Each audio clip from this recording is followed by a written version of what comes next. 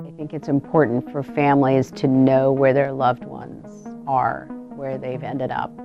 And if that means that they've passed on, it's important for them to know that, to get closure, to accept it and move on. That's the Hamilton County, Ohio coroner talking about their ongoing work on Jane and John Doe cases. They have 8 people right now who have yet to be identified. But with technology improving every day, they're hopeful they'll be able to give those people back their names sometime soon. My fiance is missing. You've heard the stories. They killed my baby. He did not deserve this. You may even know the people. I'll never give up. Now, learn more about the cases from Fox 19's Cincinnati Crime Vault. The assignment, the tips, the in-depth backstory on Cincinnati's true crime series. My life, Cincinnati Crime Vault, as I knew it, Beyond the Broadcast, changed forever. starts now with Jessica Schmidt. Welcome back. This is part 2 of our coverage on Jane and John Doe cases in Hamilton County and the technology that goes into those investigations. If you have not listened to part 1 of this series, which is focused on the Avondale Jane Doe, we do encourage you to listen to that episode first. It'll just help this episode make a little bit more sense. And if you haven't yet, please, we encourage you to take the time to write us a review, leave us a rating to help us continue this work on the podcast, to continue to try to help shine a light on cases, specifically unsolved homicides and missing people. So this episode, we're taking you behind the scenes to tell you about the latest tools that are successfully helping close cases at the Hamilton County, Ohio Coroner's Office. The investigators, the analysts, the technicians who work there are, of course, trained in a number of different areas. They handle autopsies, even from other Ohio counties. They help police with murder investigations, and they work on identifying Jane and John Does. The coroner, Dr. Lakshmi Sammarco, says identifying a person who died is not as easy as you may think. You know, I know everybody watches TV and they think, oh yeah, they pull the drawer out and then the family identifies and sometimes they pass out. And it's like, no, we use scientific means to identify our decedents. Dr. Sammarco says it can actually take months, if not years sometimes, to find out someone's name. Thankfully, with technology advancing every day, it's really giving her and her team access to new tools. We still have 8 cases in our database of people that we have not yet identified. You just heard Dr. Sammarco mention 8 unsolved cases, specifically Jane and John Doe cases. At the end of this episode, we will walk you through all 8 of those cases, so stay tuned for more information on those investigations. First, though, we want to dig into the ways that investigators are able to potentially identify these people. So one of the helpful tools they're currently using is fingerprinting in the morgue. So in years past, they had to get ink fingerprints and actually put those fingerprints on paper, but now that is all digital. Hamilton County Coroner Chief Investigator Maria Stewart says the device they use allows them to really pretty quickly get prints into national databases. So in the morgue, they will take rolled fingerprints. We have a digital device now that we are able to communicate from the morgue up to the 3rd floor, and then we send them out to our local law enforcement agencies to help have them either send them through APHIS or IAPHIS, which is now NGI. It goes from local to federal in order to figure out who and what is in different systems. And it's not anymore just criminals in the fingerprinting databases. It's also going to be everyone that goes into a civil servant position. Fingerprinting is actually what helped them identify a woman who for years was known in the tri-state area only as the Pearl Lady. Her body had been found floating in the Ohio River in November 2006. In 2014, Dr. Sammarco and her team, along with the investigators on the case, discovered, again through fingerprinting, that the woman's name was Barbara Hess Pratt. A few years ago, we were able to identify her, almost 30 years after she died. So that was gratifying. We actually, her daughters lived in California, and now they knew what happened to their mother. Along with those fingerprinting databases, they have access to some other databases as well that can really be helpful. We look at tattoos, and a lot of times, and we have a tattoo database that we share with other law enforcement agencies, and sometimes that helps identify somebody.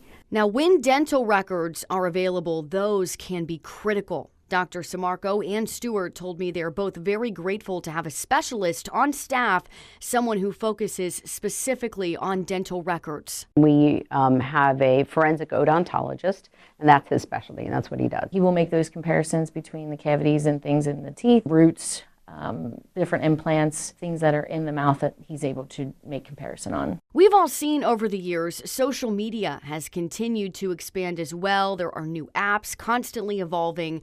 That, too, has become a key part of their investigative work at the coroner's office. We saw it recently help with a case involving a woman's dismembered body. A woman's torso was found in a wooded area in North Fairmount, that is a Cincinnati area neighborhood, in November of 2023.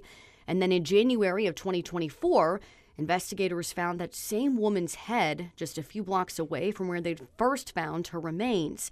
For several months, they did not have the woman's name. They only knew her as a Jane Doe. But then in March of 2024, a social media post about the case started circulating online, and it brought them the big break they needed. Believe it or not, somebody forwarded that to her sister in Atlanta. And she called on a weekend, and we went over the details, and with all the information that we got, we were able to match her. As you just heard Dr. Sammarco say, that social media post connected her office to the sister of Michaela Lucky. And through DNA testing, they were able to confirm that the Jane Doe was in fact Lucky. And now Cincinnati police are focused on trying to track down the person who killed Lucky, since her death has since been ruled a homicide. That is just one example of how DNA continues to be a massive tool for Dr. Sammarco and her team. When they have it, like they did in Lucky's case, they're able to work with state and federal investigators to build family trees.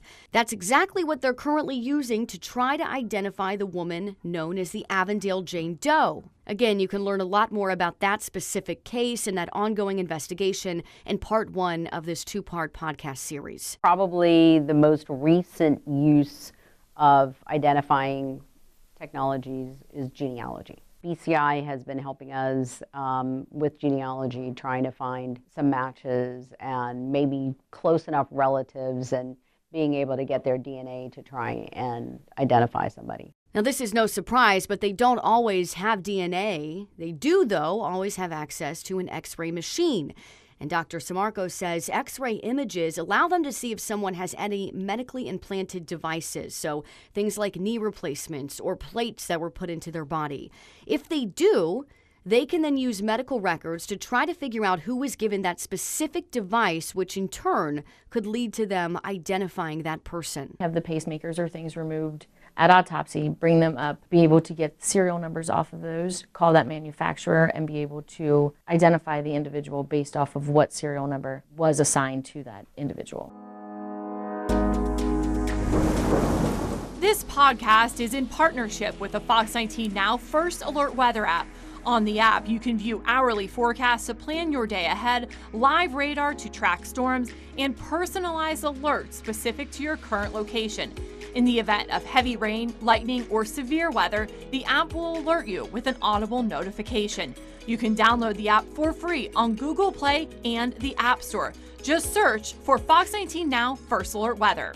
Dr. Sammarco's office is also now one of only a handful in the state of Ohio with a CT scanner for post-mortem imaging. She told me they have been used in other countries for years for that purpose, but only recently relied on in the United States. CT's been used for forensic purposes for many years in Australia, England, Switzerland, just not here. But more recently, some of the larger offices have been getting CT scanners, and we're able to reconstruct those images in all 3 planes and actually have 3D capability of taking those images and making a 3D image that we can actually spin around. There are changes in the body that are related to most postmortem changes. It could be related to temperature, humidity, the time since death. So there's so many more variables, and also having the benefit of real autopsy findings to make the comparison to what I'm seeing on the CT scan is very helpful. The only problem is, Dr. Sammarco says that CT scans showing the deceased can be difficult to understand. Even as a board-certified radiologist who has been in practice for decades, Dr. Sammarco says she herself is learning new things about it every day. I can tell you, as a board-certified radiologist and having been in practice for 30 years, post-mortem imaging, very complicated. And it's very different than looking at CTs on live patients. I mean, I've been reading CTs since 1989 when I started my residency in radiology, but it is very complicated and I'm learning things, teaching myself as I go along. The pathologists don't have any training in looking at CT scans, and so it becomes an issue. You know, how do you know what you're looking at? What does that mean? You know, when you do see a finding, what does that mean? To help with that issue, Dr. Sammarco is hopeful that perhaps one day a forensic radiology fellowship will be developed, maybe even at a local Cincinnati area university. There is no forensic radiology fellowship in the United States. And that's something that University of Cincinnati College of Medicine and I have been talking about, that there's definitely a need for that as more and more offices are getting CT scanners. In the meantime, Dr. Sammarco and her team members are dedicated to using all of these tools that are currently available to them. And this has repeatedly paid off in multiple different cases. You know, we had a case of an unidentified woman who we knew that she had been a homeless woman, was found on the side of the highway, 75, near Princeton. And it was only recently that we were able to match her with a family from New York. And she had a half-sister and then a mother who had been looking for her daughter for so many years and had even in a nursing home, and her sister said that they never stopped, that they continued to look for her. Those moments where they're able to give people answers, to tell them where their loved ones are, that is what continues to motivate Dr. Sammarco and Stewart to keep working on the cases that remain unsolved. I think it's really important, especially for family members, to know who's in our facility and for us to have that closure for them as soon as possible. They had somebody that loved them, that brought them into this world, and would want to know what happened to them. As for the open Jane and John Doe cases, according to the Ohio Attorney General's website, these are the 8 unsolved ones in Hamilton County, Ohio. There's the 1969 baby boy Doe, a black male infant who was found dead from a fire in an apartment building in Cincinnati. The 1979 baby Jane Doe, a 1 to 2-year-old black girl found dead along Eiler Lane in Springfield Township in Cincinnati, nicknamed the baby angel. DNA, dental records are available for comparison in that case. Then we have the 1986 John Doe, a 50 to 99-year-old black man found in an abandoned apartment building on Republic Street in Cincinnati. He was at the time wearing a tan long-sleeved pullover shirt, a V-neck tan sweater, brown trousers, a brown belt, white socks with green stripes, brown leather shoes, and a blue baseball cap. We have the 1988 John Doe, a white man believed to be between 20 and 30 years old who was found dead at the bottom of a stairwell. He had a brown mustache and was wearing a red hooded sweatshirt, Rustler brand blue jeans, a brown belt with a white metal oval belt buckle, gray and white running shoes, and a yellow metal Timex wristwatch. And there is, by the way, a digital rendering of this man's face available online. The 1992 John Doe, a black man who was admitted to the ER at UC Medical Center after he was found by yard workers near railroad tracks. He was in a coma due to brainstem infraction, died 2 days after being admitted into the hospital. He was estimated to be between 50 and 70 years old, had a full beard and mustache that was partially gray. He was found wearing black wool pants, a second pair of pants made of a thinner material, blue denim coveralls, a gray, dark blue, maroon-colored long-sleeve striped sweater, a plaid overcoat, knit socks, and a pair of brown work boots with the toes cut out of them. Also found with his body was 1 penny with a hole punched right in the middle of it.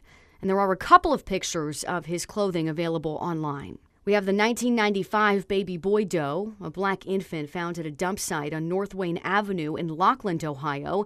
That little boy was nicknamed Nicholas Independence because he was found right around the 4th of July that year. The 2003 John Doe, a black man who was pulled out of the Ohio River in Cincinnati. He was believed to be between 20 and 40 years old, 200 to 220 pounds. He was wearing Montana Blue brand jeans, size 34, width 30 length. DNA and fingerprints are available in his case for comparison. And then, of course, we have the 2018 Avondale Jane Doe, who we featured in our last episode, part 1 of this coverage. She was a biracial woman who was found partially buried near an apartment complex in Avondale, a Cincinnati area neighborhood. If you have any information about any of those 8 cases, you're encouraged to come forward and report it. The Hamilton County Coroner's Office is investigating those cases, but so too are the sheriff's offices and police departments who first were on those cases as well. And you can go to the Ohio Attorney General's website too to look at some of the photos and to read some of the summaries of these cases to see if that might trigger a memory that could help in this case. In our next podcast episode, we're going to tell you more about forensic genetic genealogy, and we will tell you about how it's helping police in the greater Cincinnati tri-state area lock up serial rapists and killers. Without this technology, you're still at a loss. You're still at a cold case, right? So this is new techniques and technology and forensics matched with genealogy that gets you to the end result and hopefully gets you closer to the answer. This podcast was researched, written, and hosted by me, Jessica Schmidt. Executive producers of this podcast are Robin Tyndall, who is also the creator of Cincinnati's Crime Vault, and Megan Laird.